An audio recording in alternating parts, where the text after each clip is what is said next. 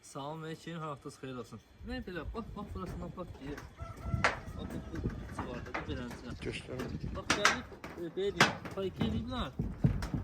Mən material israf edib də belə çıxanda. Bax bakıza dəliyib, bax. Belə şeylər də vurub. Yəni müştəri özü məcbur qalıb vurub belə şeyləri. Yəni görüşüb gəlib fayki edib. Amma insan iş görmüyor da, yəni amma bakı da zədəliyib edib çıxıb gedir. Bax burasından patlayıb.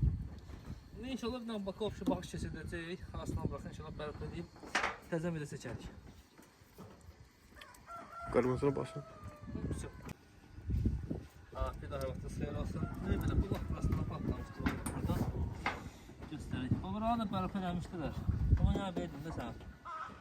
Material vurub da bizdən material sırf otuzturma lazım. Mastera otuzdurmamışdı. Buradan o bura kimi. Bunu qıralanı işləmişik. Yəni hava qalmasın da, ehtimal hava qalsa, yəni ehtimal bıraxa bilər. Amma hava qalmasa problem yox. Fayfiyə də var burası. O yəni bura. Sıfırlanmadan fotoğrafını istifadə etmişik. Həm suyu mekandan, həm də ki təmizliyin yeri.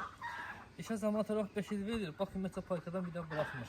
Burada da eləmişdilər, bax buranı işləmişik qıraqlarını. Yəni amma belə bir şeylər, bax, əllə çıxan şeylər də olmaz. Müştəriyə deyirlər ki, bunu saxlayacaq, yəni əllə çıxan şeylərdir. Biraz saxlanmadı. Beləsinə, xeyirli olsun, Allah xeyirli versin. Sağ ol.